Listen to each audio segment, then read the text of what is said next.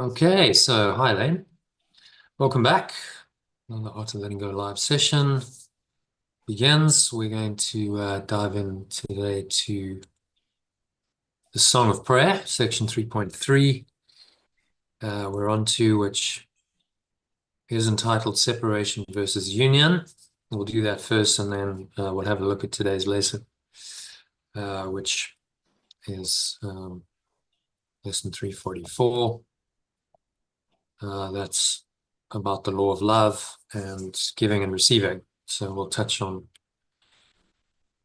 the theme of abundance, how to create abundance in your life by applying that law. But let's do the Song of Prayer first. So I'll just share my screen with you.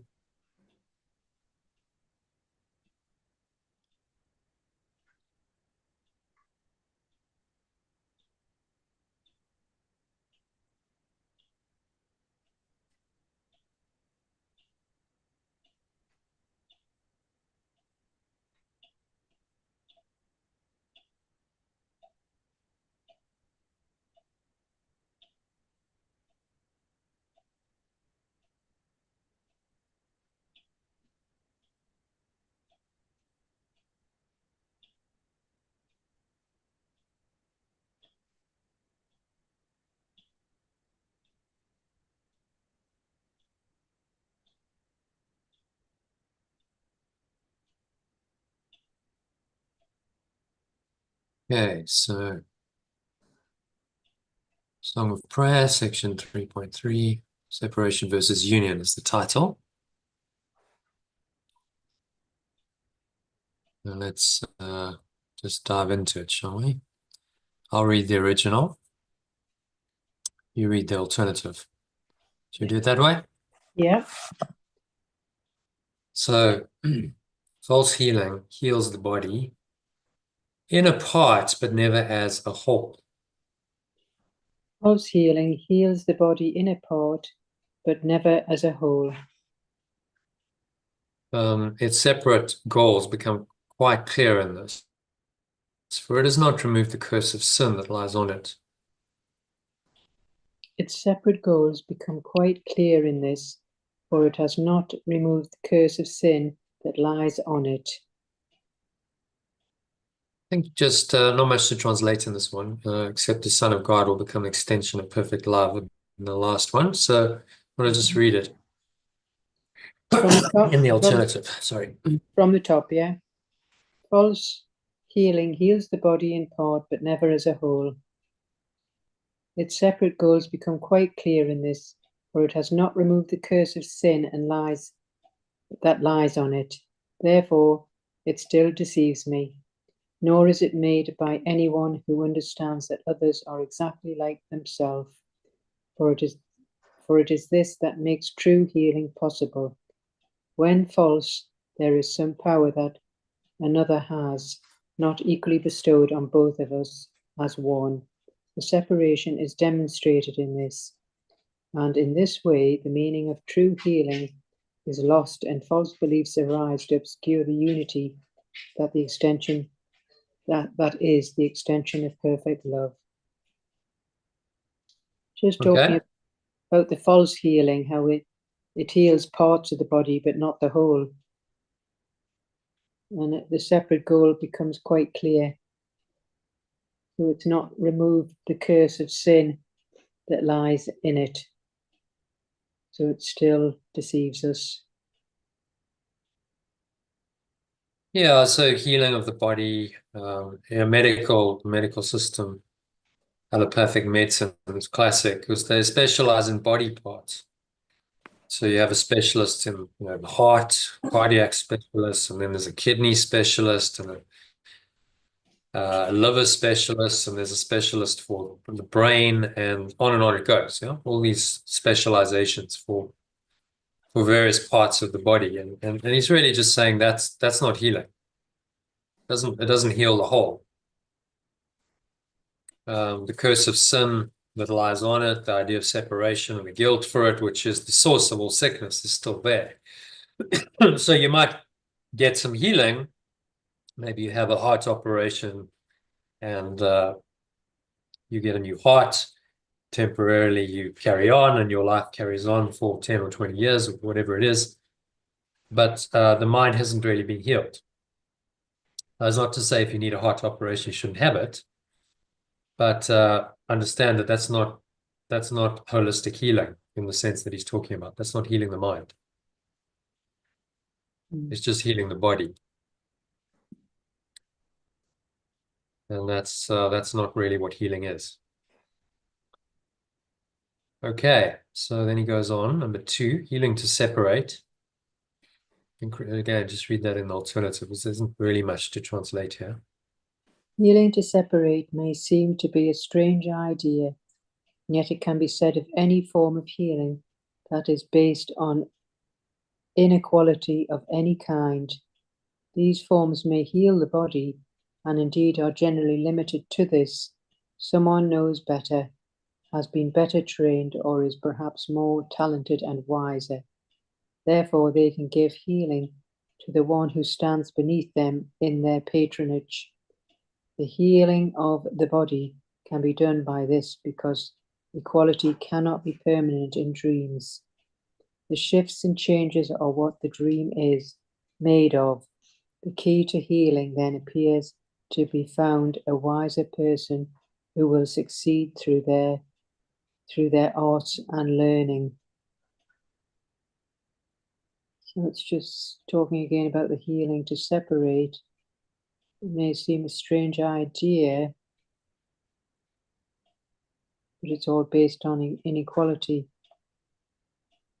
So these forms may heal the body, but someone knows better and has been trained, more talented and wiser, so they can give the healing to the one who stands beneath them. So it's no equality. This is how the system currently works, isn't it? Mm. Mm. Okay, so you're going to go to a doctor if it's conventional medicine, maybe a specialist, and they apparently know more, they know better than you, they're better trained, they've been through all this medical training. And so the world says, well, you can trust them. What they can offer you is true. And so, if you believe that, then you're believing in a false form of healing. Healing to separate may seem to be a strange idea. That's what the current system is. And even if it's alternative medicine, and you go to an alternative specialist, you're still saying the same thing, aren't you? This person knows more than me. They better trained. They're wiser. They know how to heal me. And so I'll go and I'll put my faith in them, who will succeed through their arts and learning. But what I'm really doing is separating myself from them and from my source, which is the source of all healing, in doing that and putting my faith in an illusion. So not an easy teaching, because there's many people, including therapists, who would have a lot of resistance to this. If you're really honest, you see that what he's saying is true. He goes on to qualify and say, well, that doesn't mean that healers don't have a place in the world, but the true healer always tries to heal through oneness rather than separation, tries to heal the mind, not the body. Yeah. Even if they're administering a treatment, let's say it's a body therapy, you do massage. Yeah. The point is to try and help the person to connect with their mind and go a bit deeper through that modality. So through massage, you could help them to find a peace and a tranquility. Maybe you can engage in conversation and help them to find the peace that's within them, where all healing lies, beyond the body. Now that would be a truly healing approach. If it's just about the body and making the body a little bit better through the treatment, then it's healing to separate. And you're probably aware of that in your own practice and starting to go into the deeper element of it, which is why you probably moved away from sports massage and so on. Okay, it's more about really using that as a way to access the person's mind and help them maybe on a deeper level, which has the only value. That's where all the value in healing lies. Okay, so then next one, number 3, the magic phrase by which the body seems to be the aim of healing. The magic phase by which the body seems to be the aim of healing, as the world conceives of it, is: someone knows better than me, and to this wiser person, the sick person goes to find the remedy for their pain in the person's greater learning and skill. How can this be true? True healing cannot come from assumed inequality accepted as the truth and used to help restore the wounded and calm the mind that suffers from the agony of doubt.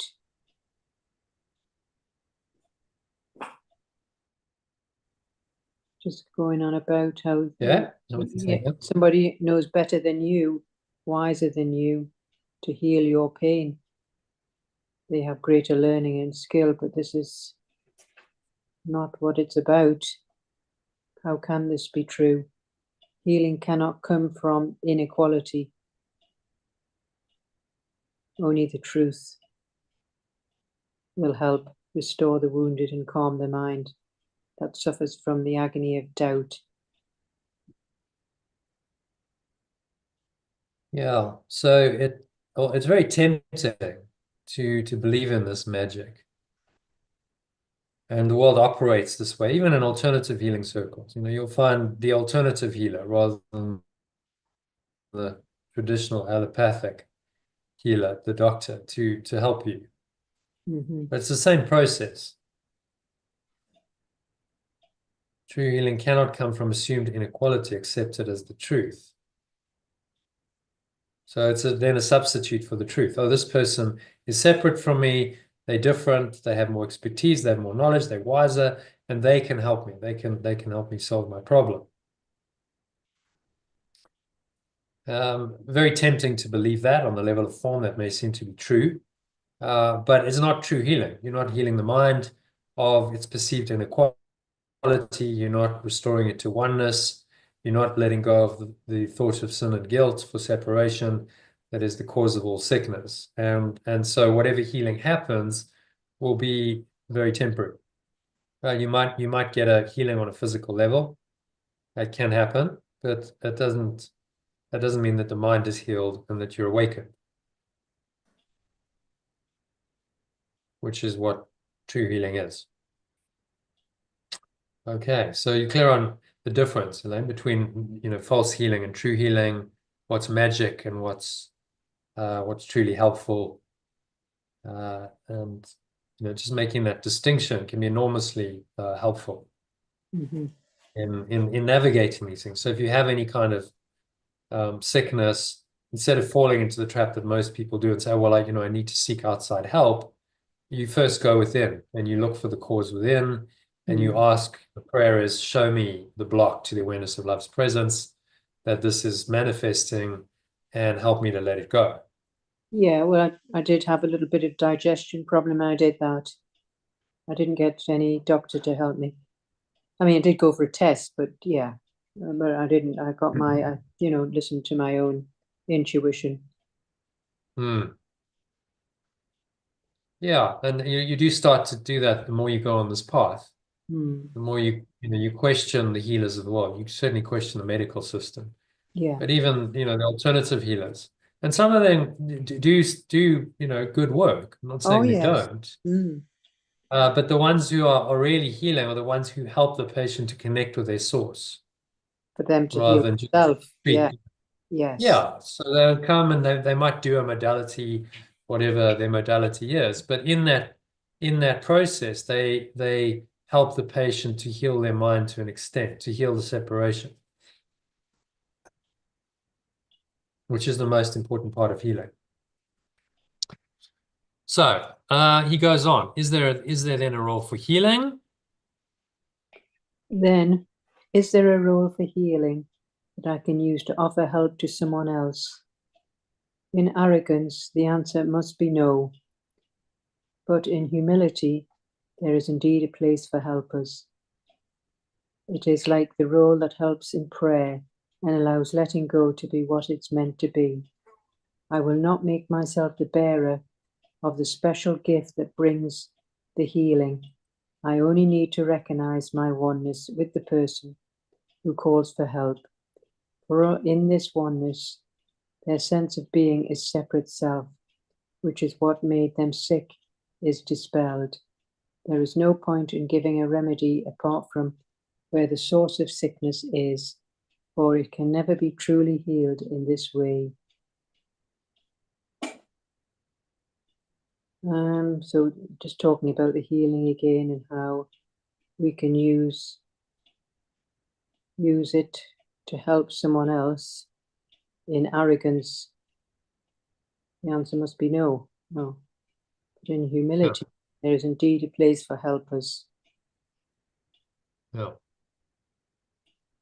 So it's like the role that helps in prayer and letting go to be what it's meant to be. So I will not make myself the bearer of the special gift that brings the healing. We just need to recognize Avoid the temptation. You set yourself up as special, is what he's saying. Oh, Yeah. I'm the special healer. I have special powers. I have special Yes. treatments. I have special machines. You've got to come to me because I've got this special wonder therapy, magic solution to your problems. Of course, that's what is a tendency in today's world. People, want clients, so they market that stuff. This is amazing. You've got to come to me. You've got the solution. You walk in and you'll be healed. And for the ego, that's very seductive for both the therapist and the patient.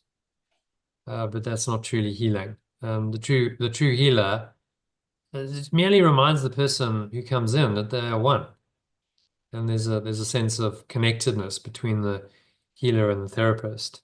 And then they may, the modality they may well do that, but in some ways that's incidental. It may help on a physical level, maybe on an energetic level, but actually the true healing is happening on a deeper level even than that, on the level of unity. And once the patient starts to realize that they're one and they're not separate, then their true healing begins. And the true therapist, the true healer, will help them do that. As he says, there's no point in giving a remedy apart from where the source of sickness is, for it can never be truly healed in this way. So you're never going to solve the problem of separation with the thought system, within the thought system of separation. As Einstein said, the significant problems we face cannot be solved at the same level of thinking we were at when we created them. So we can't solve the problems of separation in the thought system of separation with the tools of separation, which is why allopathic medicine and any other form of medicine that's based on the idea of separation doesn't work. Ultimately, it doesn't truly heal. And the allopathic medicine people, anyone defending that system will say, well, there's lots of medical science that made amazing advances and it can heal this and do this, but it only ever heals the body, yeah? So even if it cures someone of their bodily condition, and it can do that, their mind isn't healed, and they're still going to die unless they've awakened. They might awaken as well. As that, but that process alone of healing the body isn't really going to help them, because at some point the body's going to die anyway. So you might be saved by the magic solution for another 20 or 30 years, but then you're going to die anyway. And they haven't invented a cure for death, have they? No. No one's invented the cure for death in the level of the ego, because the ego's thought system is a death wish. So of course it can't invent the cure for death when that's its fundamental purpose and desire. Which is why they'll never find the key to immortality within the ego system. It's not possible. You have to go beyond that system into spiritual understanding of truth to find the key to immortality outside of the system of separation, which is really all he's saying here. That oneness is the answer, and the recognition of that oneness. Now, if you think about your own practice, when do people get the best benefits? It's when there's a connection between you, when there's a sense of unity, a sense of connectedness, True. and you feel it, they feel it, and they come away feeling more united, more connected than they Yeah. did when they arrived. Yeah. And Mm. that connects them with the source as well. And there's a healing in that. Or like if you've been to a nice doctor, you have a feeling of unity. Yes. Yeah, I know what you mean. Yeah. And the bad ones are the ones who project their own separation onto the patient. Oh, Mm. well, you've got 6 months to live. Oh, yeah. I mean, that's Sorry, awful. very, very cold and clinical. Well, Mm. separation. There was no joining, there was no unity, there was no empathy, there's no understanding. Just made the person feel like, oh, well, you're just another number, just Yeah. another It's awful. statistic. Yeah. Yeah. Right, 6 months to live, standard diagnosis. Sorry, nothing we can do. Um, write down the diagnosis. Okay, next, please. I know. It's horrible. No healing. There's how can you expect anyone to heal, even if it's well-meaning? Mm. Doctors make these diagnoses, or they're trying to, okay, well, we'll try and save you. We've got this magic treatment, this magic new formula, new pill or new treatment that they come up with from time to time to try and solve this. And then someone gets some hope. That's not really healing. It's false hope Mm. because their mind hasn't been healed. So Mm. even if that therapy works, which occasionally they do, most of the time they don't. But if it Mm. did, and the person, oh wow, amazing, I'm healed, the underlying problem of their separate self still hasn't been addressed. In Mm. fact, it's maybe been reinforced by the magic solution. Because Mm. then the ego's like, oh yeah, I can believe in the magic because it worked. So that's not necessarily an advance in their healing journey at all. And Mm. someone who dies of cancer and really lets go of the whole thing would make more of an advance than someone who'd been healed by magic, you see. But it's the ego Mm. can't see that.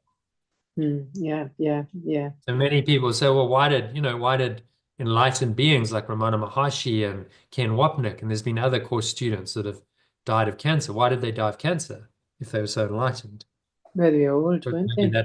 that was their lesson. That was their final letting go of all of it. And if they really learned their lesson and they let go of their separate self and they let go of the body, and by the time they laid their body aside, they'd completely let go.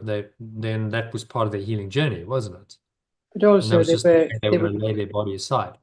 yeah, and they were all a fair age. Once you're over 70, then it's a time where the body is, just going to leave. So you Hmm. will die of something. Yeah, so that was their chosen exit. And if they surrendered to it, then there could have been a profound lesson learned. I don't know how Ken Wapnick handled it, but Ramana He had Maharshi cancer. was Yeah, was he had cancer as well. unaffected. He was who? Ken, Ken what? Wapnick. Yeah, he Yeah, I had know. Yeah, cancer. I Yeah. don't know how he dealt with this. I haven't delved into Oh, I his see. story, but I imagine he would have practiced the course. He would have Mm, practiced forgiveness, letting go on it, and may that might have been his final forgiveness lesson in mm, that lifetime. That he had to let go of the sickness of the body and any fear around it, and just go, well, I'm not a body, so it doesn't really matter. Ramana Maharshi was completely unconcerned. It didn't bother him at all. yes. Yeah, no, it's amazing. Mm. He carried on in his samadhi practice. He remained in bliss and moksha. And when his disciples said, "Oh, we're really sad," he just didn't understand. He was like, "But don't you understand anything I've taught you? Mm. I'm not a body, so what's there to be sad of? Yeah, because I'm it is. not really going anywhere. I'm the immortal self. I can't die. So why are you sad? Have you learned nothing from my teachings?" Kind of thing. Mm, But because they were still attached to the form identity, his body and his personal identity as the great guru who mm. they followed, and they didn't want to lose that. Yeah. Whereas he was, "Oh, I can't die. The immortal self that I'm identified with cannot die.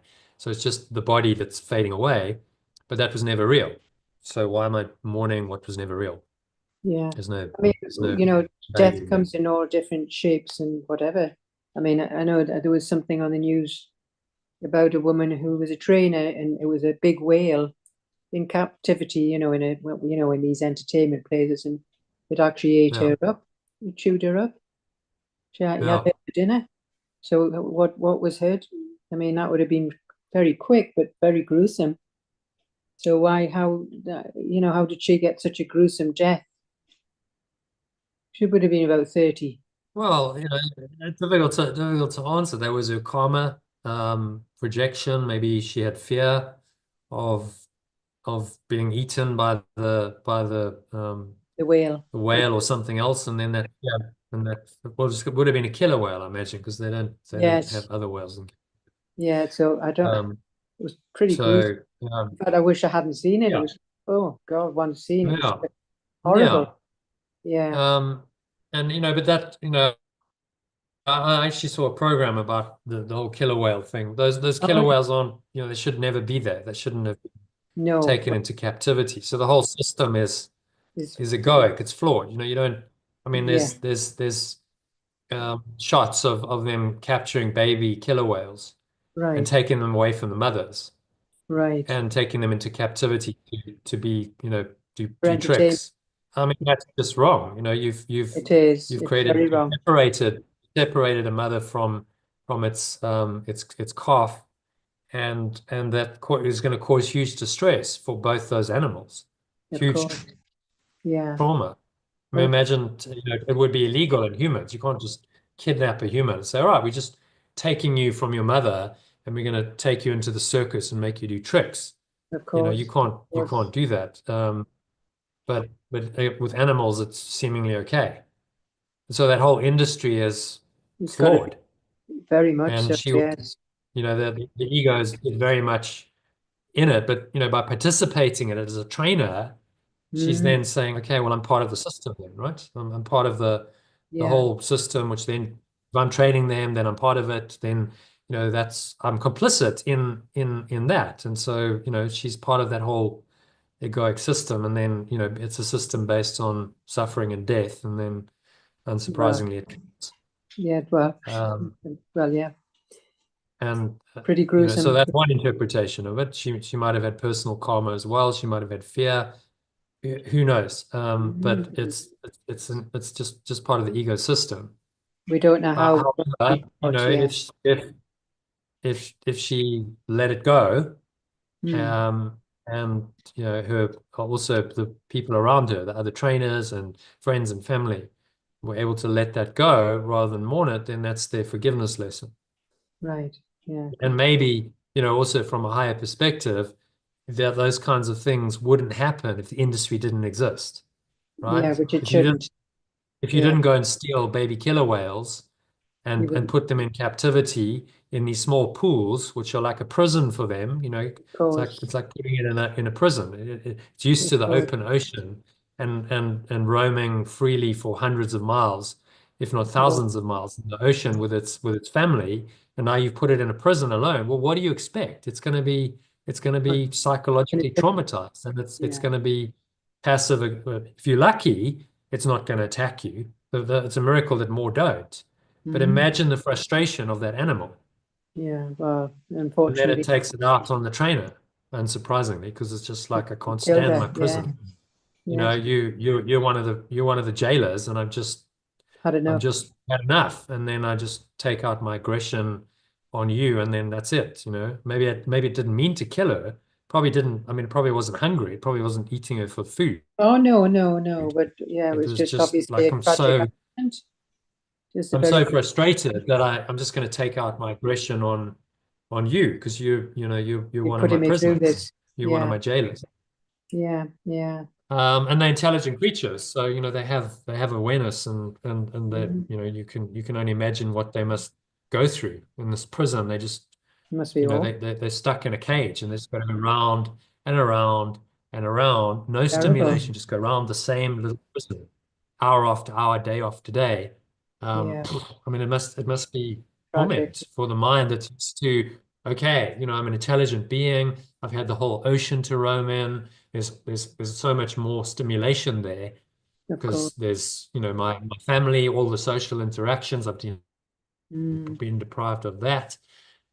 It's like putting a person in solitary confinement and expecting them still well, to be okay stay. after a year of that.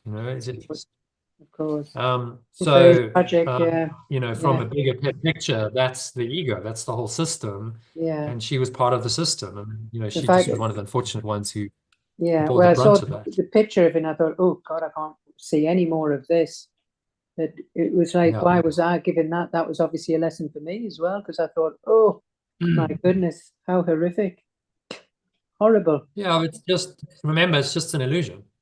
Of course, So yes, all of these course. images, the graphic images of sickness and suffering and death and Death, yeah. pain Oh, that the ego yeah. invents are just to convince you that it's real. Mm, of course. And it isn't real. That's always the lesson. So it's just an image projected onto the screen. It covers over pure Horrific, formless yeah. awareness. That image seems to be horrific, but that image is just false. That image is just an image. It's no more true than any other image. It's no more true than the beautiful sunset you see on your walks or the cute cuddly kitten that, you minister to in your wildlife work. It's the same. And Yeah. that's what the course is trying to teach us. So don't react, don't give it a Thank meaning, goodness. That's don't all. give it a value. Yeah, thank But goodness those it's an illusion. horrific images are sometimes exactly what we need to let go of the whole system. Well, yes, it's To go, obviously. okay, well, there might be cute, cuddly kittens, might be lovely sunsets, but there's also that stuff that goes on all the time. I just don't see it that much, perhaps, Well, I unless switch off you from it. watch the Yeah, news or I you don't go watch the seeking news. out on it. Yeah. Mm. But Yeah. that obviously just appeared on You my. won't be exposed to it unless you do that. But nevertheless, this is happening. Like right now, someone just died a gruesome death. Somewhere around the world, someone died a gruesome death. I can guarantee it. Right Yeah. in this minute, someone died. And Yeah. it wasn't a happy death. It was an accident, it was a trauma. Mm. Maybe they were sick and they're really suffering. Happening all the time. Mm. But we're not aware of it. This is Well, saying, well, be aware of it and let go of the entire system because it's all false. thank goodness. That's And all. that's the true healing of the mind. Yeah. Mm. Yeah, thank God it's false. Yeah. Because if it were true, this would be reality and we would be condemned to forever try and find salvation here, to come into our separate lives, to try and make them work, to fail repeatedly, to get old, to age, to get sick, to suffer, to die. And that would be reality. And that would be all that there would be. Mm. And there would be nothing else beyond that. And that would be a pretty miserable, limited existence. And that's that the ego is trying to tell us. This is the truth. This is all there is. Believe me, I'm the architect of reality. There's nothing else. But something in us knows that that's not true. And Mm. that something is our Holy Spirit that remembers the time before the ego was made, the time of perfect oneness. It wasn't time then, the timeless state of eternal perfect oneness or love, which is still there. It's still there in our minds. It hasn't really changed at all. And we can remember it any time we want. Mm. And that's the only true meaning of time is to remember that. And all these experiences are just there to facilitate that. So from the letting go perspective, you look at a situation like that and you say, well, it's just part of the ecosystem. And the ecosystem is a death wish. So what do you expect but ultimately death? And there you go, death again. Mm. Okay, but it's not real. That whole system isn't real, so the death isn't real. No one really died because she didn't live to start with. She didn't really have a true existence. Her body, her separate identity as a person wasn't ever real. Mm. The Mhm. character in the dream was never real. So no one really died because no one really lived. Mm. That's the way out of it, isn't it? It's the only way out. Mm. Mm. Otherwise, you make it real. She was really, she was really a person, and it's incredibly sad that she died. She was probably quite young, I imagine, because generally people Yeah, don't do she that. was. She looked about Yeah, late 20s. Yeah. yeah, 20s. So what a shame, tragic loss. She was only 20. She had a whole life ahead of her, most of her life, and she died. And isn't that tragic? And then everyone mourns her death, and of course they make the character in the dream real, and they make themselves real. Because if I'm her parents or her sister or her brother or her partner, then I'm devastated. I'm like, how could this happen? this lovely person who was so wonderful has now been cruelly taken away from us, and there's a trauma and there's a wound in the mind. Mm. And that's how you will perceive death unless you perceive it correctly as complete illusion. But then you have to also see that the life that you thought was real is illusion. You see, Mm. that's where you have to go. Yeah, Not just her life, but everyone's life. If her life an was illusion. illusory, Yeah. then so must yours be. So then people have to then do some serious soul searching and go, well, maybe I'm not real. Mm. Well, kind of obvious because I'm going to die too at Mm. some point. Maybe not now, but at some point, her fate will be mine. I will meet my end. Maybe it'll be a peaceful death. Maybe it'll be a gruesome death, but everyone's going to die at some point. That's what it. So why don't I use this to wake up instead of mourning and grieving and wailing and gnashing of teeth and saying, why did this happen to me? And well, how could it happen to her? And why did it happen to me? I've lost this lovely person and I'm so sad and traumatized. Instead go, no, this is my opportunity to awaken from the Mm. dream of death. And that's the gift that this situation offers me. So I'm grateful for this.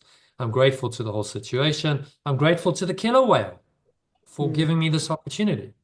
Well, it was I'm only grateful. the picture. I didn't go into the details. I thought, I'm not going into the details. But it was Yeah. just a picture of it. I thought, oh God, that's enough. I'm not Mm. going to read anymore, but it was enough to Mm. wake me up. Yeah. And then you're like, it's a horror show. This is the worst of the ego, a Mm. horror show of sickness and suffering and pain and death. And then you see it graphically displayed, Mm. but it's not real. It's just an image projected onto the screen. Underneath that image is the screen. It's unaffected, Mm. which is pure formless awareness. Without this knowledge, you're not going to be able to let it go. Do you see why no approach but radical forgiveness is gonna heal? Certainly in a case like that, yes. Yeah. It's not going to work. Mm. Oh, Mm. okay, it's really happened, but now I've got to forgive it. Good luck with Or that one. compromise is no, you've compromised with something as horrific as that. Yeah, it is radical. It's got to be radical forgiveness. Yeah. So you could go, all right, well, like the killer whale was, my argument, the killer whale was disturbed. There's a Yes, whole system that's which you can understand. unfair, that this has been taken away from its mother and from its Nat- tribe, its Natural. people, right? If you removed it, you put it into some kind of solitary confinement, you've made it into a circus animal against its will. It never consented to this. It was captured for entertainment purposes because we as human beings think it's fun to go see a killer whale do tricks. Mm. Okay, but none of that's true. Mm. None of this whole system, her death, none of it's true. It's all just an illusion. It's all just the ego playing its games, and I don't have to believe in it in any way, shape, or form. I can remain unmoved, unshakable in my true essence of perfect love that recognizes that all of this is illusion and that only unconditional love is real. So none of this can be true. And if you really understand that, then you've learned the lesson, a very powerful lesson from her death, which is the only purpose of it. People Mm. say, well, I can't make sense of it. Why did this happen to such a beautiful person? How could this happen? And they try and make sense of it within the framework of the world, and they will never make sense of it in the framework of the world. No, no, it's just too horrific. Yeah. Mm. You have to transcend that framework and say, well, maybe the whole thing is just an illusion. Maybe it's all just a dream of death and disaster, Mm. and none of it's true. And that's my only way out of it. So the horrific can really help you to do that because it is so horrific. Whereas something more minor, okay, well, I just got cut off in traffic, or I've got a minor ailment, or my boyfriend left me, or Mm. maybe less so. You still maintain the illusion of the separate self. But Yeah, the intense trauma of a sudden death like that can awaken you if you allow it to, which happened to my friend which is its Linda. value. Yeah, Which is its Linda. value. Yeah, it happened to Linda. You know, Linda, that I think you spoke to her. She does the plant-based Yeah, food. Yeah, her son was murdered, and she got a pretty, yeah, couple of years she was awakened. yeah. So that's the value of it. You can use it to awaken, or you can use it to get very bitter and twisted and angry and upset and mm, reinforce your ego. mm. Any trauma, you've got both choices. I'm not saying it's easy. Oof, no, I'm not no. saying that those people, Yeah, she of would have had course. parents and friends and maybe a partner, and fellow trainers. They would have all been seriously affected, Mm, but they could have learned a lesson. There was a lesson to learn if they chose to out of yeah, that, or not. Maybe they mm, just go, well, isn't life so tragic? And mm, it really, the trauma remains with them for the rest of their life. of And then course. they never really, they never really let go of it. To awaken. Hmm. Um, or they, you know, or they move on and they say, well, I'm gonna let this go because there's no other option. And that could take them into understanding the truth of who they really are, which is a great gift.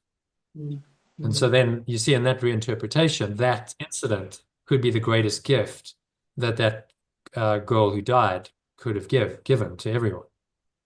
mm, But mm. it takes a non-dual perspective to see. If you see it Yes, egoically, then it's just yes. terrible and Mm, awful and tragic, and yeah. you Mm, can't possibly see. And people who listen, if anyone's listening on the podcast, on the live stream or whatever, who've had a trauma, you might say this sounds insensitive. Oh, yeah. you're not, you need to be more sensitive, and people have gone through Mm, trauma. But does that help? Does it help you to heal? Does it help you to feel any better? Or does it make it worse? but just prolongs. It just, yeah. You just In the get more ego's state, traumatized. it Very well, sensitive to the trauma. Well, the you ego could just plays reduce on to that, ready for and life. Yeah. you hold that grievance in mind. And yeah, I mean, literally, there are people who, someone was telling me the other day about, mother who's her teddy bear was taken away from her, right? Teddy bear. Okay, so it sounds laughable, Mm, but her mother said, "Oh, you're away." She was staying with uh, her aunt and uncle, I think, because her mother had gone to hospital, so she wasn't at the house. So her mother just, "Oh, well, you don't need the teddy bear anymore. You've outgrown it. I'll just give it away." mm, mm. And then she came home and her favorite teddy bear's gone, and she's like traumatized because you've taken away my favorite teddy Comfort bear, toy. Yeah. Mm, mm. and never forgave her mother. Still talking about it, in Okay. her 70s, and Right. that happened in childhood. So it's like, well, you got to Right. let it go. Of course. You can't carry on the same story. Otherwise, it's just going to haunt you for the rest of your life. And that's just a teddy bear. No one died. It's just an inanimate object that you were attached to that was taken away. But it was more the rejection. And there Mm, was a mother going, "I don't care about you. I'm going to take away your teddy bear." mm, mm, That would have got her. But again, just an illusion. None of that was true. None of it was true. The teddy bear wasn't true. The mother wasn't true. The relationship between mother and daughter wasn't true. None of it's true. It's all part of a setup of the ego. So you could just let it all go and say none of it's true. Those just images on a dream. Images in a dream, none of them mean anything. Nothing I see means anything. mm, mm. Um, and awaken from it, and then truly let it go. But But the only way you'll ever see it is an illusion. It's not from the ego perspective. It's you've got to drop the chat because the ego is never going to understand it. They think it's solid, it's real. Yeah. yeah, So you can't. yeah, Yeah, so it is dropping away from the thinking yeah, that, well, as you say, the past and the future. That's the only way you'll ever understand it being an illusion. Otherwise, if you're still in the ego thought system, there's just no way you're never going to get it. yeah, yeah. And the true prayer is just the prayer to say, "Help me to forgive this. Help me to let this go." That's true prayer. Yeah. I really, really want to let this go because I want to be free of this Mm, pain, of the suffering, of this trauma, which is self-inflicted. When I'm thinking in the ego, mm. I'm hurting myself. Yeah. No one's hurting me anymore. The trauma of the killer whale killing that person is not directly hurting those people. It's their thoughts about them, about that situation that's hurting them. Mm, So who's hurting them then? It's their thoughts that are hurting them. Well, if you're thinking those thoughts and you're feeling those feelings, you can change it. You don't have to perceive it that way. The situation is as it is, but it's your reaction to it that you can change. Your response to it, your reaction response that's all you can change. But in that is your awakening. In that power lies the power to awaken or to stay fast asleep in hell. And that's really what he's telling us in this. And the true prayer is just saying, well, help me to forgive. Help me to perceive it correctly and let it go. And I really, really want that above all else. That's the true prayer. But it usually takes something traumatic for someone to want to leave the ego thought system. Yeah, People, unfortunately, it normally does. yeah. That's how it works. Because if everything's going swimmingly in the ego, then why would you want to change it? Yeah, yeah. Like my friend yesterday. You know, if you've got, well, yeah, if everything's going great and you're going, oh, this is okay, and okay, and we'll have a few challenges, but largely my life is quite good, and I love nature, and it's all working quite well, then why would I want to let it go? There's no incentive to let it go. But it's when you face the difficulties and the challenges, which are inevitable. I mean, that state is not going to last. That state, of, oh, okay, it's all going well, isn't going to last forever. Because at some stage she's going to get older and she's going to start, her body's going to start decaying and aging and dying, and then physical problems come. And her husband will die, and so and then the challenges will come. But so it's almost to just, if you can learn from the little things, say, okay, well, I don't have to have a major trauma. I can learn from the minor stuff to let it go. This is what Yeshua's trying to teach us. He's saying if you follow this way, you won't necessarily have to have major trauma. You can just practice letting go in your daily life with the minor stuff. You can let go of your frustration at someone cutting you off in traffic. You can let go of your frustration with your partner who's not doing what you want them to do. And you can let go of your frustration at not having enough money, and so on and so on. These are fairly minor things by comparison with, a fatal death. Practice doing it with the minor things, and if something major comes along, you'll be much better prepared, and maybe you don't need the major stuff. At some point, people are going to die, so you're going to have to face that.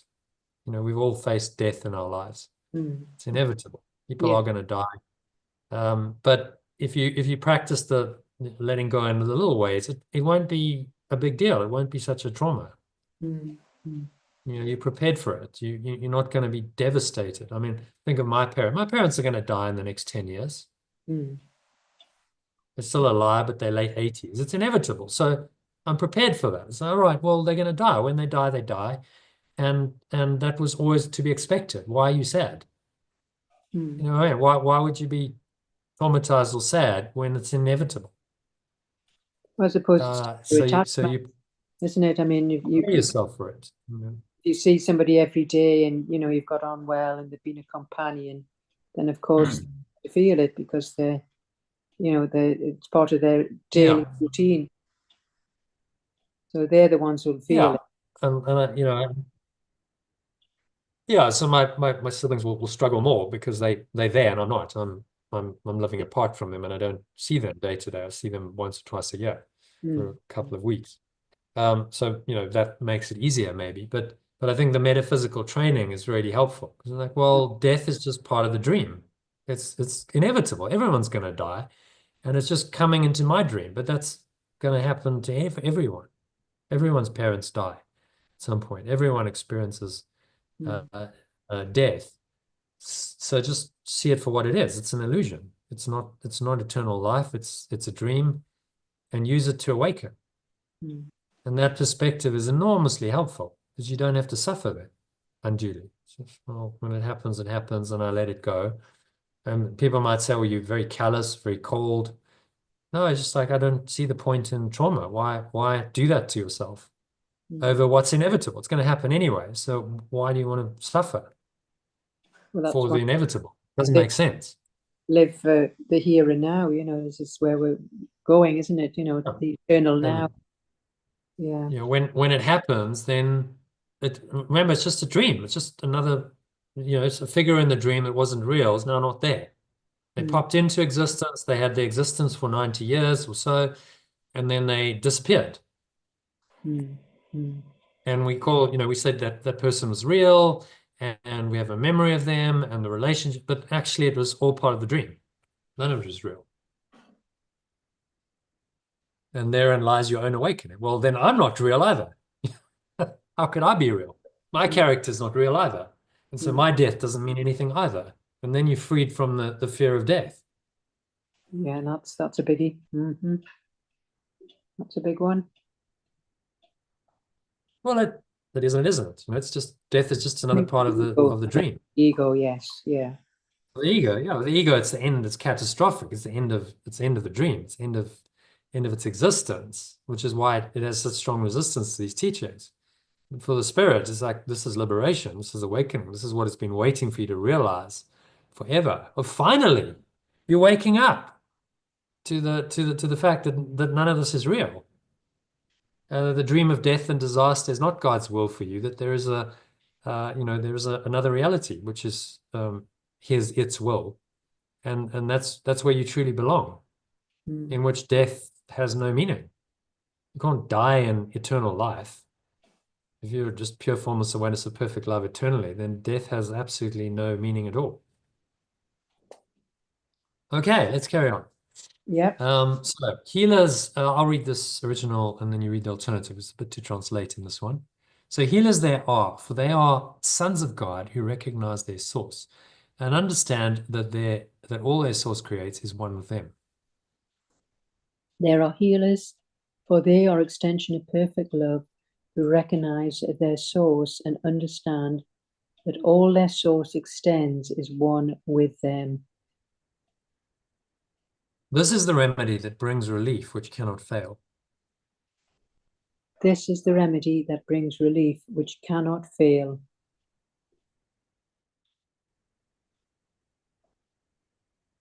It will remain to bless for all eternity. It will remain to bless for all eternity. It heals no part, but wholly and forever.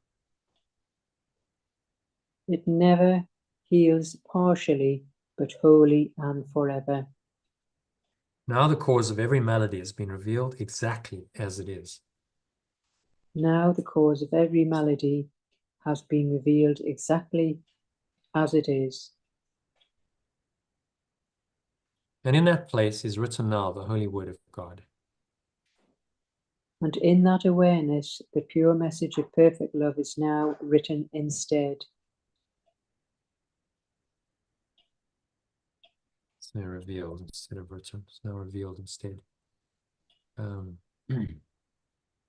Sickness and separation must be healed by love and union. Sickness and separation must be healed by love and union. Nothing else can heal as God established healing. Nothing else can heal as pure formless awareness of perfect love establishes healing.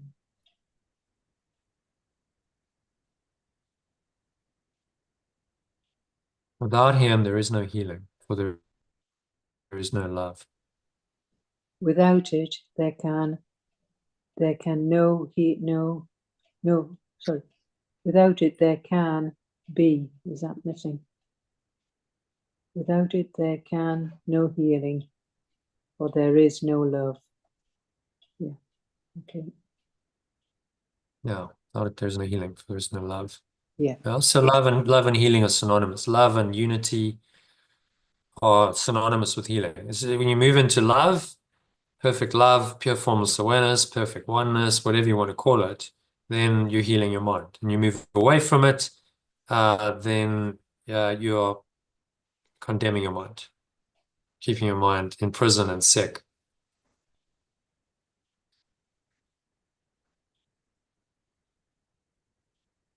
Very, very simple message, simple idea, just to practice it.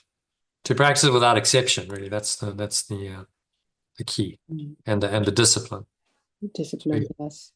Yeah, it requires in a world of sickness and suffering and death, where those are so prevalent, it requires a lot of mind discipline to not be affected by it, doesn't Very it? much, yeah, very So much. no, I'm not going to let these projections get to me. I'm not going to allow them to perpetuate the illusion of a separate self. I'm not going to allow fear and frustration and anger and hatred and attack thoughts and jealousy and rage and sin and guilt and so on and so on. All of the ego's Pandora's box. I'm not going to allow any of that to be triggered in me through these projections, because they're just projections.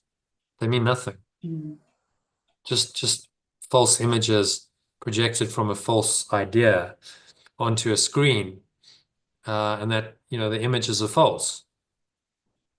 The underlying screen isn't. The truth is that screen remains unaffected. That pure formless awareness of perfect love is not touched, affected in any way by the images that are projected over it to cover it. And it's just remembering that when you're in the middle of the dream and it all turns nasty, because it does from time to time. Mm-hmm. And you see these projections, as you saw, the killer whale. Well, that's a nasty projection, right? The dream Oh, turns yeah. ugly. Mm. I'm just wondering why it was. And then if you remember, but this is just an image in a dream, right? It doesn't matter what the image is saying or doing. Mm. It's still illusory. It's just a projection of a false mind. In the same way, this is why you have to apply a blanket to everything. In the same way as a nice sunset is just a projection. It's the same way as my husband is a projection. The same way as my own body is a projection. And you apply it universally across the board to every illusion. Mm. When you start doing that, that's true awakening. Then you're not making exceptions anymore. Mm. No, but that takes some time. It To, does. to do that takes, A lot of discipline and practice, yeah. Mm-hmm. to do that takes time. Okay, so where are we? Have we read, did you read number 5 from the top? Yes, yeah, yes, You read it from the top. Okay, happy with that, summarize it. yeah. Yeah, so it's just saying that only pure formless awareness of perfect love can heal, nothing else can really work. And without it, there is no healing, for there is no love. Yeah, so again, a very clear and non-dual message. Only this is going to work, nothing else is going to work. Which at least makes it clear. You're left in no doubt. Okay, Yes. well, No, I'm not here doubting. great. He's not saying, well, some of the dream's going to work and this part of the dream might work. He's just saying, no, the dream's not going to work at all. Just let it go. And only what's beyond the dream, pure formless awareness of perfect love, is ever going to work to heal. So don't go anywhere else. So very, very clear teaching, but just uncompromising. You can't vacillate on it, and you will vacillate, but to be healed, Yeah, you can't. but You've got to come back. You've got to mm, bring yourself back to this pure formless awareness of perfect love, this awareness. Otherwise, you remain in the ego, and your mind remains unhealed. Okay, so number 6, last paragraph, and then we'll do the summary. So God's voice alone can tell you how to heal. Listen. Sorry, carry on. yeah. Perfect love's voice alone can tell me how to heal. Listen, and you will never fail to bring his kindly remedy to those he sends to you, to let him heal them and to bless all those who serve with him in healing's name. If I listen, I can only succeed in bringing its kind remedy to those it sends to me, to let it heal them and to bless all those who serve with it in healing's name. The body's healing will occur because its cause has gone. The body's healing will occur because its cause has gone. And now, without a cause, it cannot come again in a different form. And now, without a cause, it cannot come again in a different form.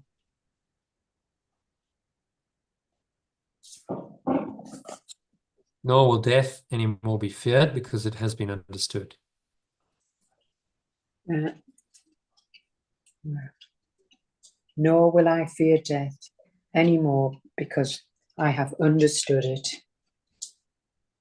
There is no fear in one who has been truly healed, for love has entered now where idols used to stand, and fear is given way at last to God.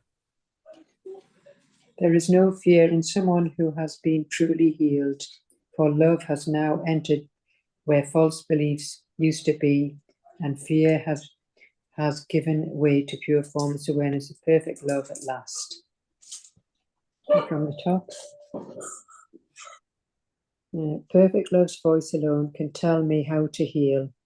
If I listen, I can only succeed in bringing its kind remedy to those it sends to me, to let it heal them and to bless all those who serve with it in healing's name.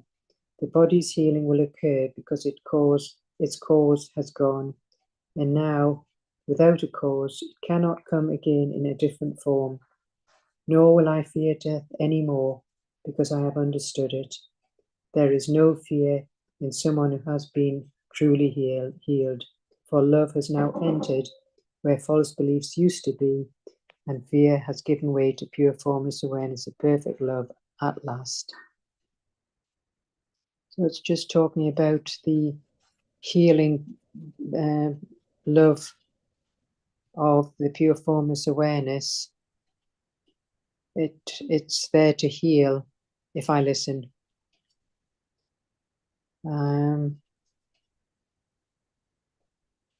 So it's just saying that the body's healing will occur because its cause has gone. So that's the separate self.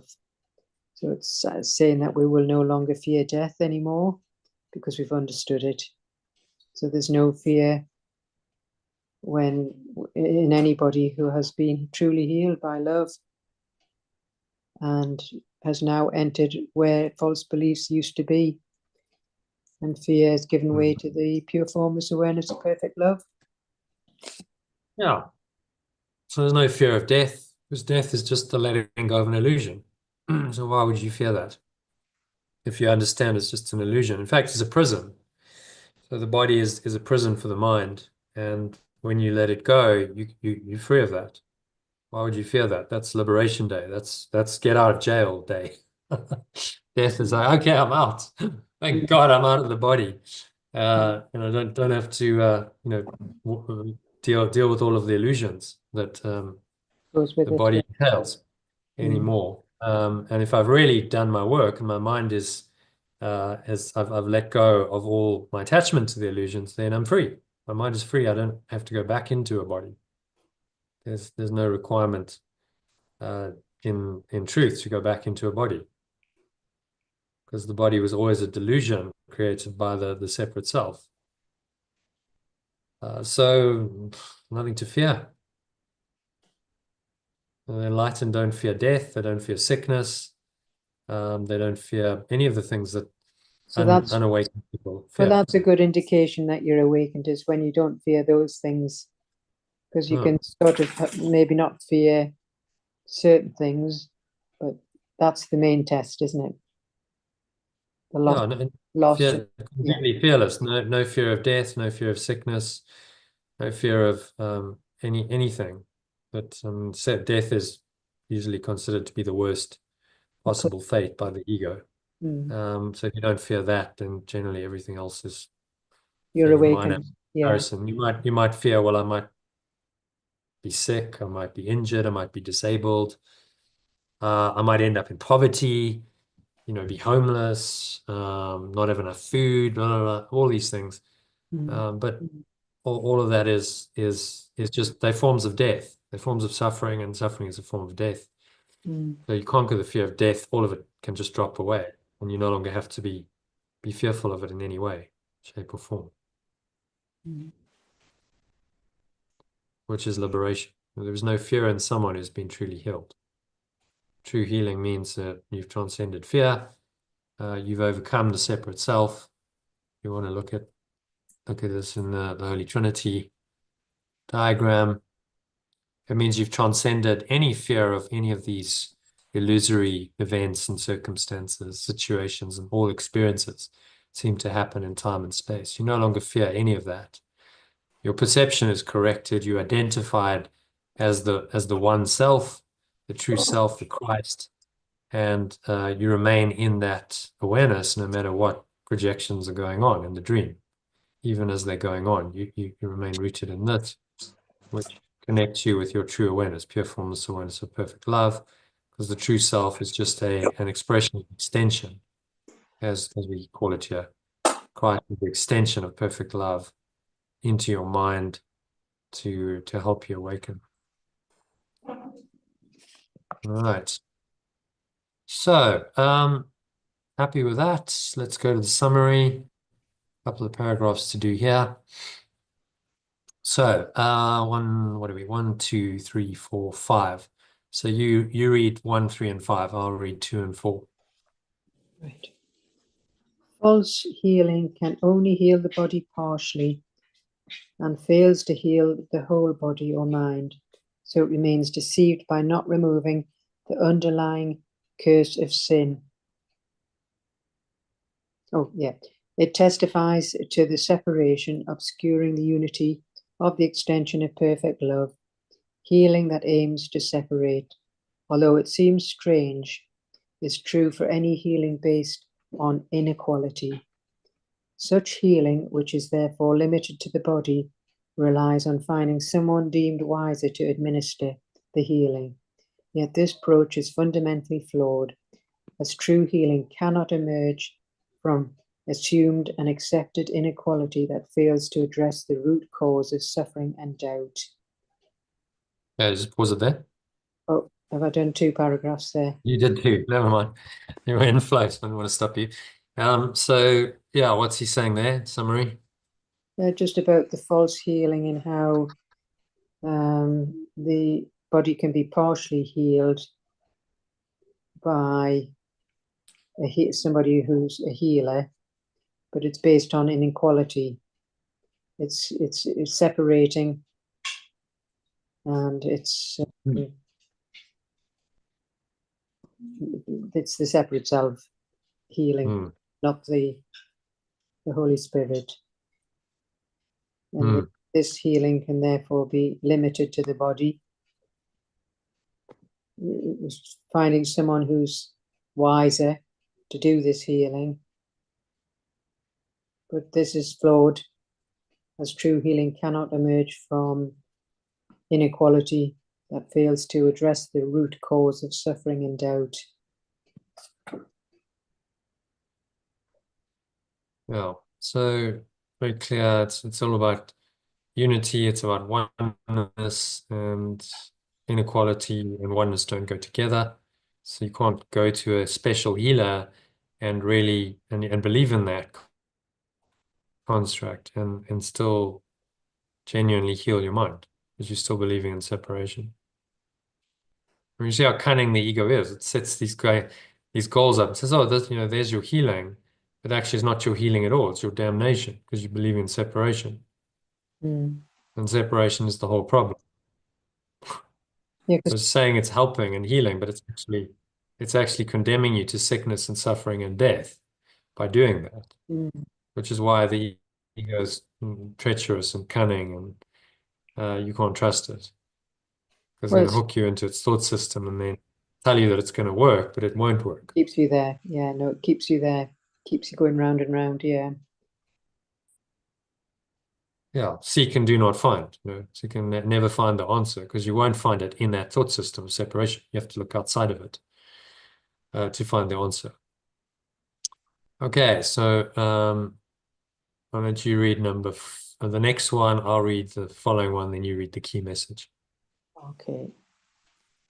However, there exists a humble role for genuine healers who recognize their oneness with those they help, similar to those who assist in prayer and letting go, and so help to dispel the sense of separation that contributes to illness. True healers, recognizing themselves as extension of perfect love and understanding their unity with all that their source extends, offer a remedy that brings eternal relief, healing wholly and forever. It's just saying that, the healer will take a humble role. These are the genuine healers who will take a humble role through their oneness. And this is where they help and assist with prayer and letting go. So it'll dispel the sense of separation that contributes to the illness. So true healers recognize themselves as extensions of perfect love, extending their unity. So then, therefore, this remedy will bring them eternal relief rather than temporary. Yeah. So while you're doing whatever you're doing, not saying don't do your modality, whatever your healing modality is, but it's saying primarily it's about bringing oneness, awareness of oneness to the patient. Yes, yeah. You can do that, then it's truly healing. And if you don't do that and they're just believing in the magic, then it's not healing them at all. No. Mm-hmm. Well, hopefully, yeah. And so this Yeah. principle would, any healer, it's not saying to the healers of the world will give up on it. It's just saying do it differently, do it from the perspective of unity and oneness rather than separation. The separate healer says, oh, you got to come to me, and only I can give you the special treatment, and without the special treatment, you're in trouble, you're doomed, maybe. So roll up, and I'm the guy, I'm the person who's going to heal you, and they try and convince the person of that, usually to part with their money, and that's not a healing approach at all. Whereas the true healer might say, okay, come and see me. I've got a modality, maybe it's a body therapy or it's something else, but really talk to them, connect with them, and Make try them and heal themselves. Yes, of course. make them feel one. There's a unity Oh, yeah. with the therapist, and therefore unity with source. If they come away from that treatment feeling that more, then it's been a successful treatment session. And potentially they can have miraculous results. Maybe their physical illness just disappears, or maybe it doesn't. Maybe it's carries on, but the person's mind is healed, so it doesn't really matter. All right, so happy with that. And then the next one, cause of all sickness. I'll read this one. The cause of all sickness is then revealed.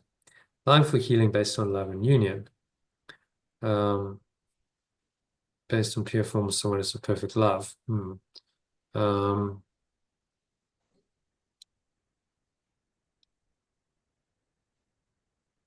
So which here's pure formless.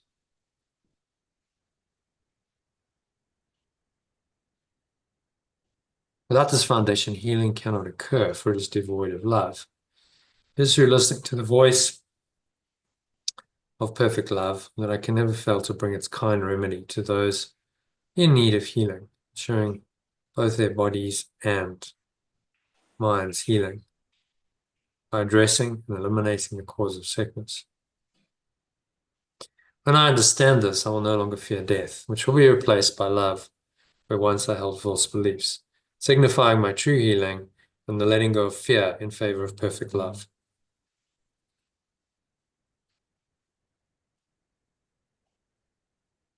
Okay, so thoughts on that? Just talking about all the causes of sickness based on the separation. So it's healing is based on love and union with the pure formless awareness. So without this, healing cannot occur because it's devoid of love. So that's like you say with some hospitals, you go, feels very loveless when you leave. Yeah. So you need to listen to that's the wrong word you need, but through listening to the voice of perfect love, then it will never fail you. It'll have its remedy of healing to ensure the bodies and mind are healed and eliminate the cause of sickness. So when you understand this, then there's no longer fear of death. It'll all be replaced by love. Yeah. once we let go. It's very simple, isn't it? What he's saying, but to actually apply this, Is the big one. you Yeah. know, just especially if you're a healer, very tempting to use magic. Maybe most healers use magic at some point, but then that's part of their journey to awaken from that and go Well, deeper in yeah, their own awareness. the magic is so that it gets through to them to heal themselves. That's really what I do. But you see, then if you're using it in that way, it's not magic anymore, is it?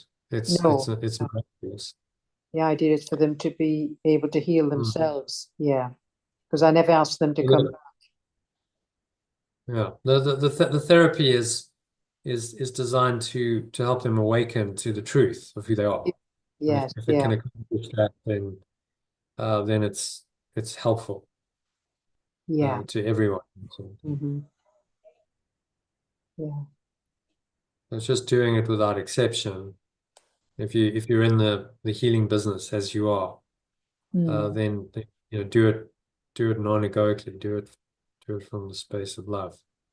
Yes. I think, yeah, most of the time, well, you know if it's coming egoically because it'll be, the money side of it.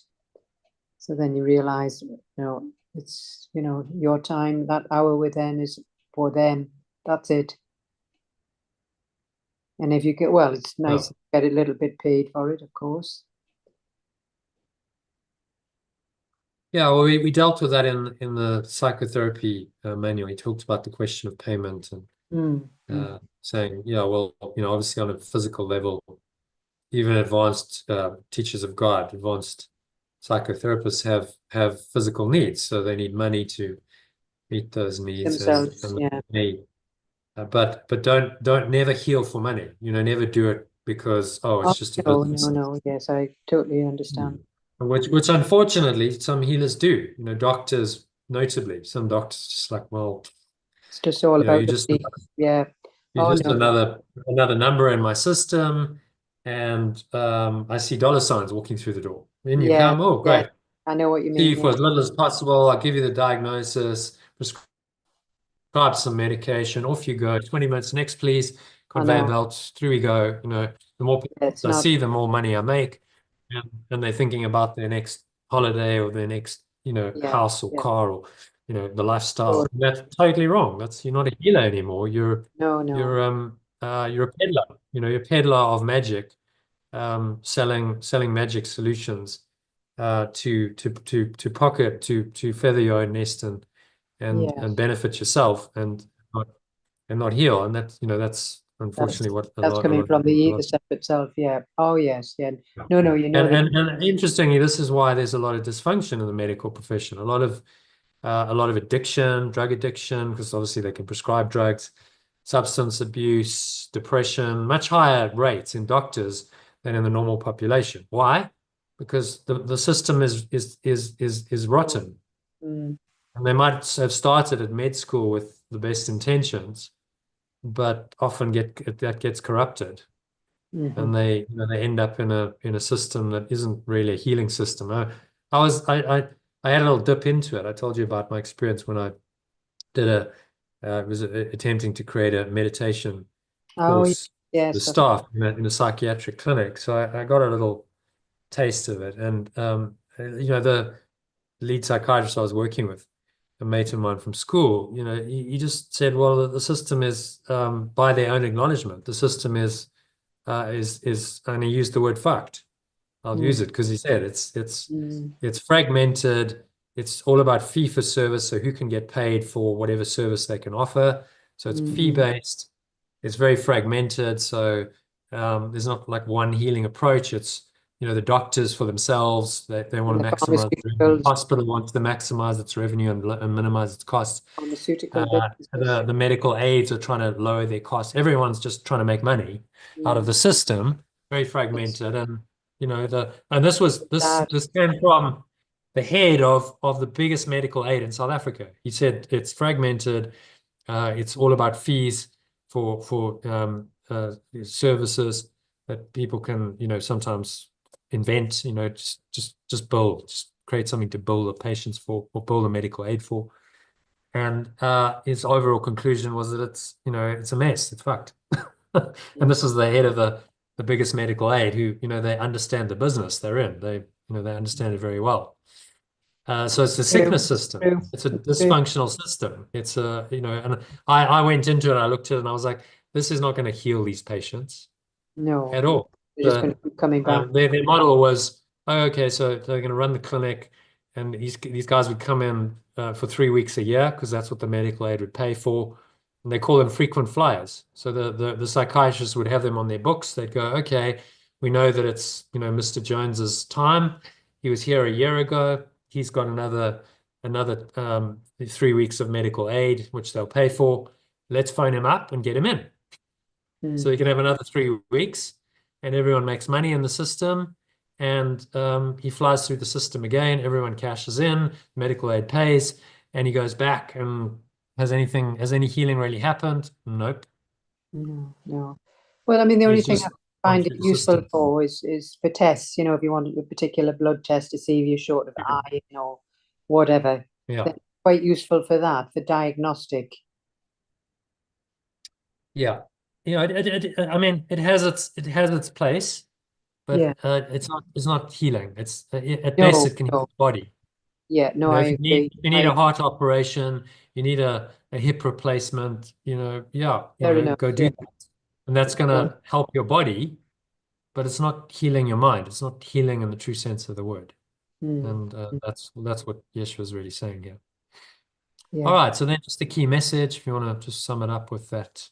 I recognize that true, yeah, I recognize that true healing transcends physical remedies by dissolving the belief in separation and restoring wholeness to the mind and body of both the patient and healer. Acknowledging my unity with all the extensions of perfect love allows me to extend love rather than fear, which facilitates complete and eternal healing in anyone whom I am called on to help to heal. Good paragraph. Well, good chapter.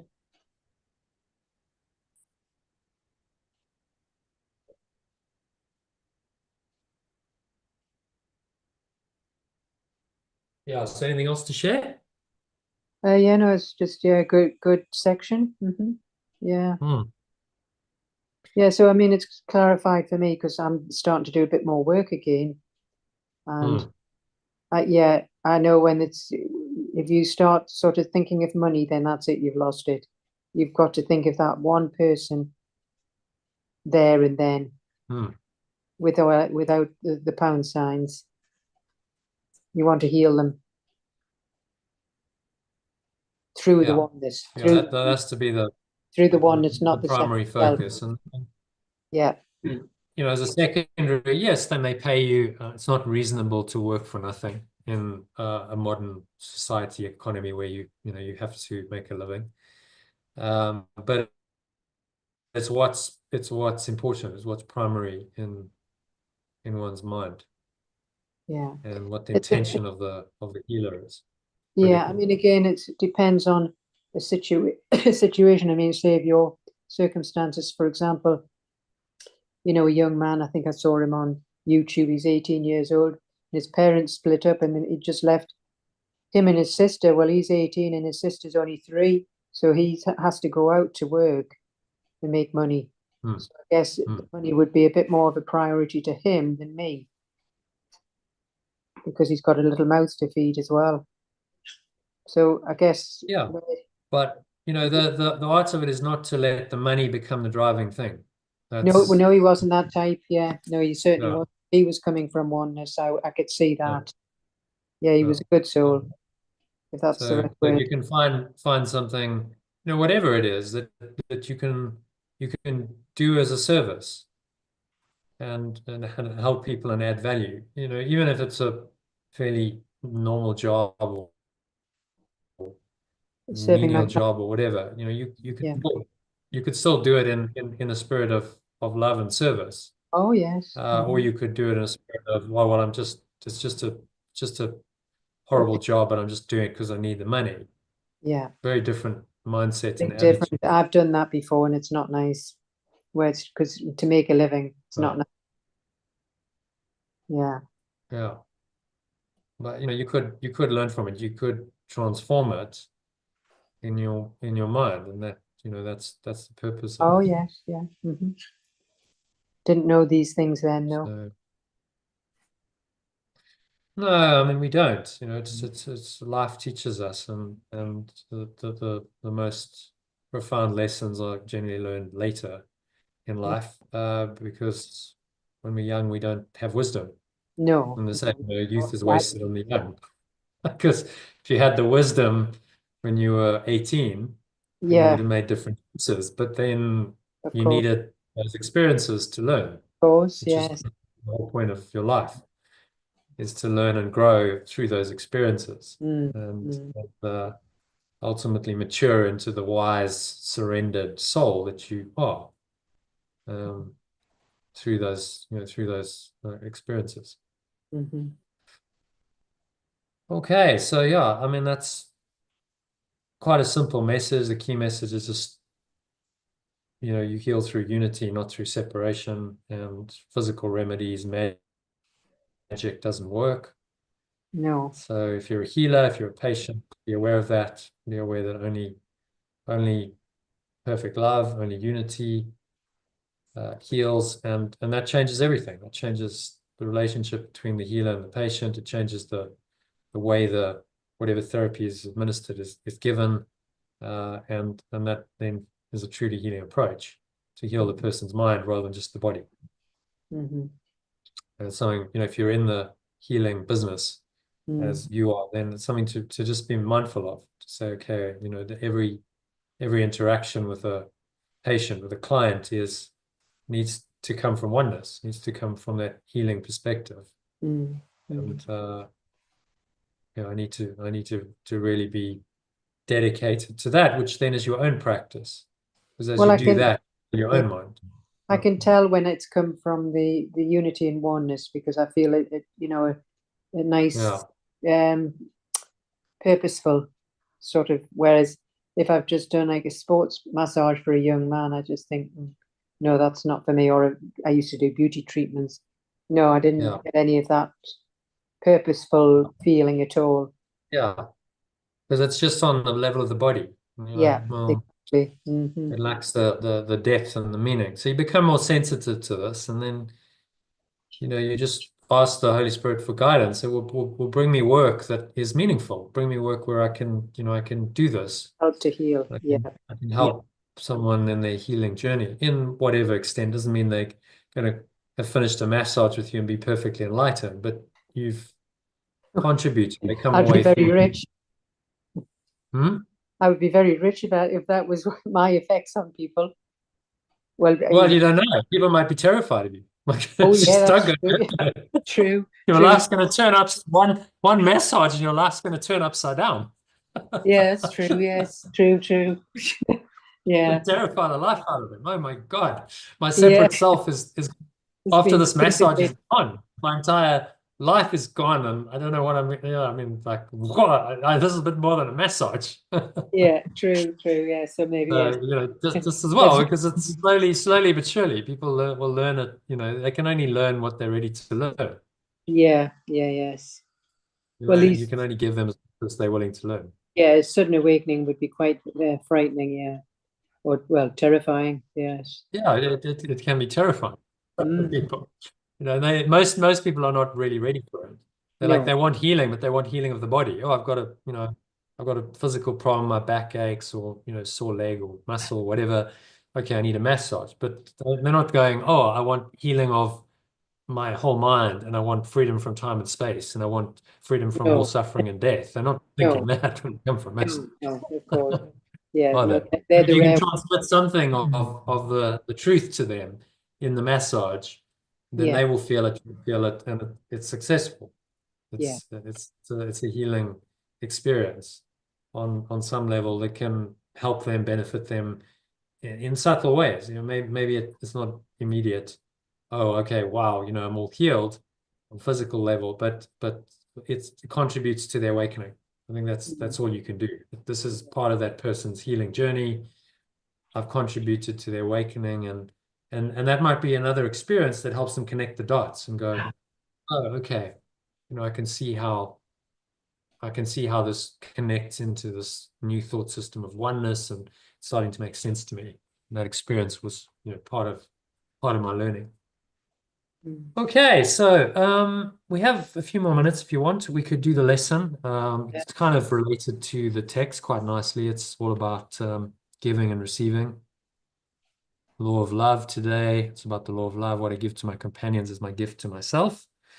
So should we do the lesson to finish? I'm happy to do a meditation, Lord, if you want, but if you need to go at past, then fine. We'll just read the lesson. Yeah.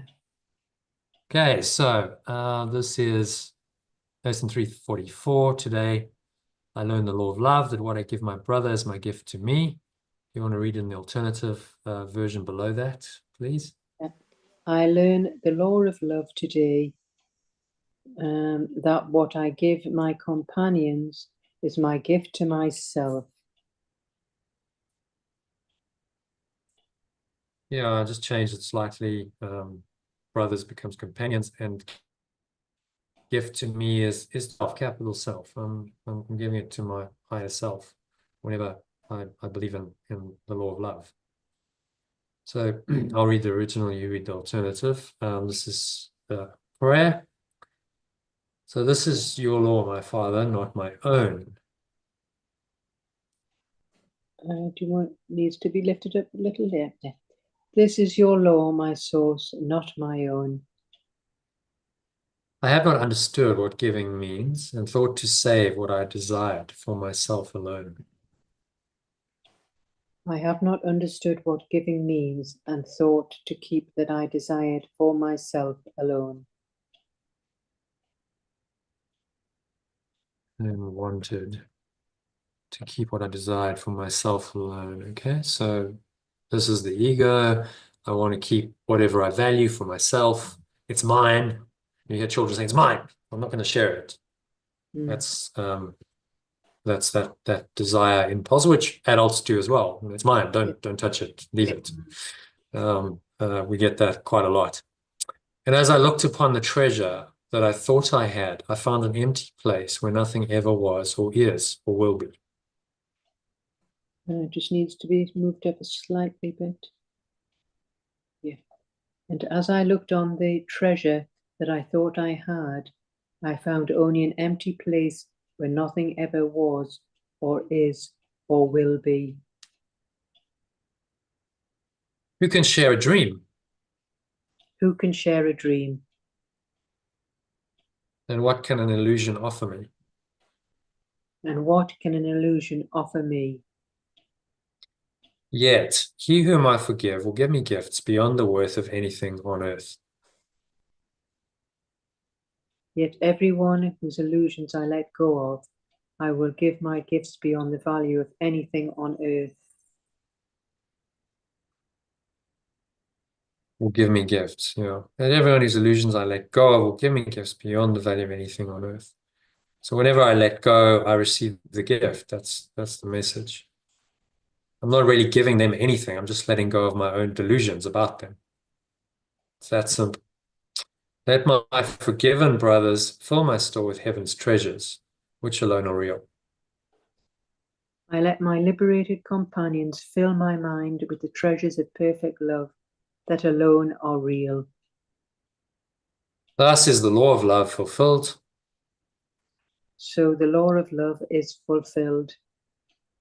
And thus your sun arises and returns to you. And so your extension arises and returns to you. And from the top, this is your law, my source, not my own.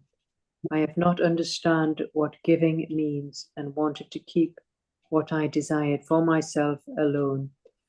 And as I looked on the treasure that I thought I had, I found only an empty place where nothing ever was or is or will be. Who can share a dream? And what can an illusion offer me? Yet everyone whose illusions I let go of will give me gifts beyond the value of anything on earth. I let my liberated companions fill my mind with the treasures of perfect love that alone are real. So the law of love is fulfilled, and so your extension awakens and returns to you.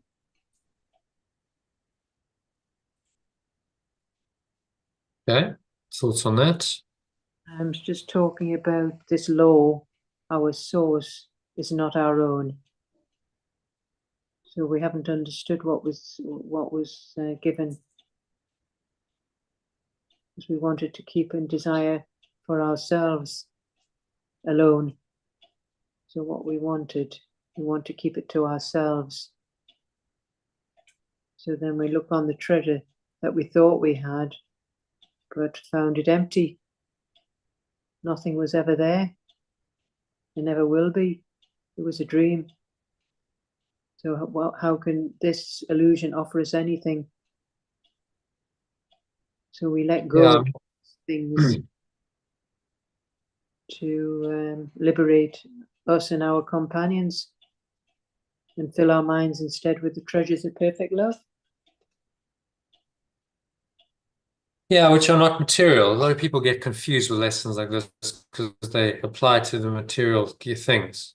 What I give my companions is my gift to myself, but it's what's non-material. It's not the things of the world he's talking about. It's love and it's peace. The gifts are eternal. They're not form-based gifts. They're love, peace, joy, happiness. So when I give those, I receive them.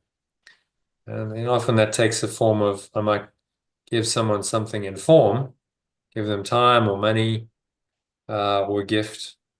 But it's the intention with which it's done that makes it healing or not. So you might give a gift on a physical level, you spend money on the gift or time to get it or make it, and you give it away. Apparently, you've lost something. But on the spiritual level, you've given it in a spirit of unconditional love. And so you've gained because you gain love through that exchange. And that's why, as you give, you receive. This is a lesson that is repeated many times in the course, which is repeated again because it's one of the major lessons we have to learn while we're here. Transcend the illusion that we lose when we give, realize that we can only gain when we truly give because we're giving what is beyond form, what cannot be lost, but only enhanced. Love can only be experienced more whenever you give love, you receive it because you experience it. That loving awareness. We've all experienced it. You give a gift and it's done in the right spirit and you feel filled up, you feel good, you feel nurtured, nourished internally, and that's your gift, that's your reward, which is coming from this perfect love, your form of source, perfect love.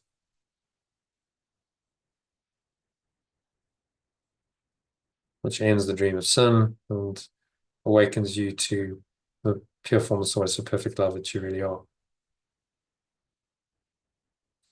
Okay, any other thoughts on that? Or happy Yeah, no, that's good.